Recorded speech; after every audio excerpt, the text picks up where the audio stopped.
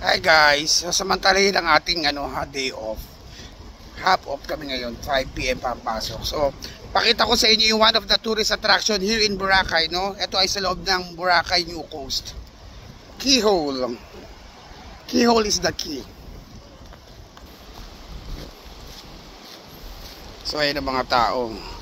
Ay, alam nyo, first time ko na naman dito, no? Thank you Thank you dun sa nag-introduce sa akin na mag-vlog ako.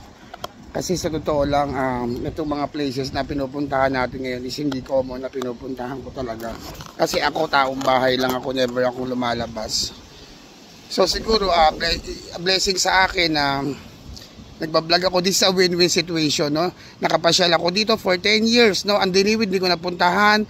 Itong Keyhole, tapos yung what else, yung mga Mount Luho na pinuntahan ko, hindi ko napupuntahan yan. So ngayon ito, napupuntahan ko na siya ngayon. Okay, Keyhole, ganda rin pala dito sa loob ng New Coast.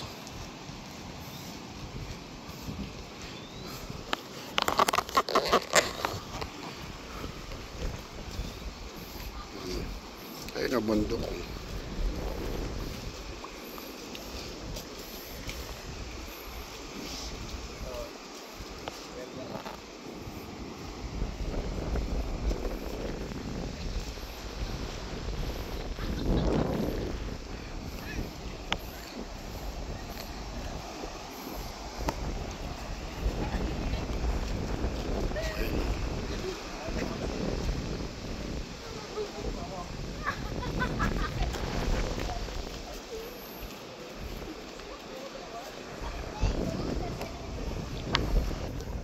So shout out sa mga taga Boracay, okay? This is the best practice. Alam nyo, I'm so happy kasi hindi ko ginagawa ito. Kaya lang ako sa bahay, pagkakain, natutulog, nag-overthink, lahat ng mga pressure, nasa isip ko, nasa puso ko, nasa katawan ko. Pero ngayon, tingnan mo, parang wala akong iniisip na, na dinadala o problema or stress, no? So, ayan o.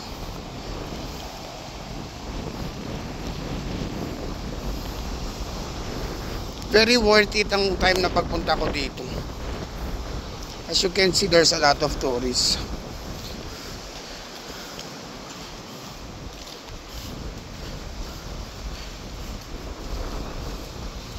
All over the place. Ayan o. Family yan eh.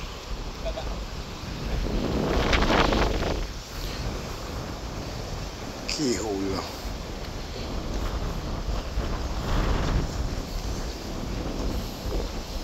Falling rock.